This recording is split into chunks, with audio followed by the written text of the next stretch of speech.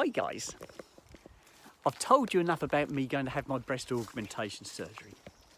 Now I used to work in the garage in a place called Haverhill in Suffolk. And I worked there for probably 2, maybe 3 years. I think it was more like 2. It's one of those jobs where I started the job and it was a realisation that I'd made a mistake. And you always get that. There's always that doubt when you change garages from one garage to another that you're doing the right thing. Well, I went to work for this garage in Haverhill, and it's one of those where I thought, I've made a mistake here, I shouldn't have done this, I shouldn't have come for this job. Anyway, I was there for 2 to 3 years. I think it was nearer 2 than it was 3. The blokes I worked with were really, really nice, a great bunch of blokes, really, really nice. The fly in the ointment was one of the managers. It was, well, the garage owner, his father was like the manager, and he was awful. He was absolutely terrible. He made the whole atmosphere in the garage was ruined by this one person. He was always confrontational. Go on, off you go. I wouldn't say I don't necessarily reckon you should love your managers, and you have to respect them, but he wasn't a good manager, and he was very quite, I don't know the word I'm looking for. Go on, off you go. His management skills were terrible, let me put it that way. I think that's the best way I can put it. And it caused a lot of friction and a very bad atmosphere. And it's one of those garages that, looking back, I should never have gone to, and I didn't stay there long because of that. But put that to one side, there was a lot of the workers were fantastic, absolutely fantastic, and a great bunch of blokes. And there's one in particular I'm thinking of. I won't mention any names.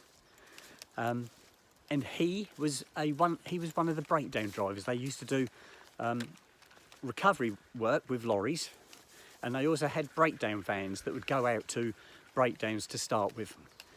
If they needed a recovery truck, they could get a recovery truck out, but the vans also had something called an RDT in the back, which was like a dolly, like the AA use on the back of the vans to pull cars in. They had one of those in the back as well.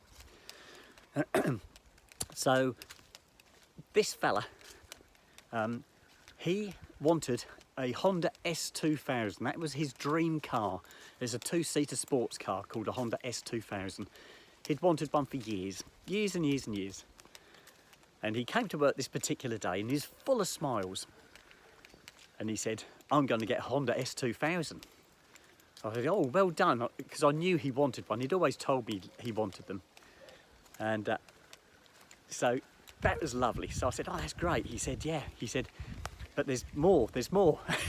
I said, what more?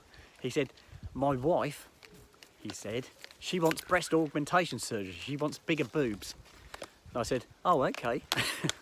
And he said, my wife has said that if I have my S2000, she wants to have a boob job. I said, well, that's all right. I said, that's a win-win.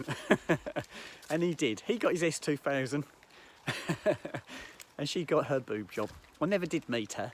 He just told me about her. I never saw any pictures or anything. But she had her boob job and he got the car of his dreams. So what a result. I don't know if he's still about, but he was a lovely fella. He actually came from, I think he had been in the motor trade at one time and he left. And he went to work at Stansted Airport, and he was a baggage handler at Stansted Airport for a number of years before he came back into the trade. And he came back in as a breakdown van driver. And yeah, he was a lovely, lovely fella. But I left there many years ago and I haven't looked back really. Like I said, it's one of those jobs that I regretted having because of the bad atmosphere, but that was nothing to do with him or the workers, it was to do with the manager. He just made the place daggers. Right, come on in. I don't know if the garage is still going, I'm sure it is. Anyway guys, I'm going to sign out. I'll speak to you later. Bye bye.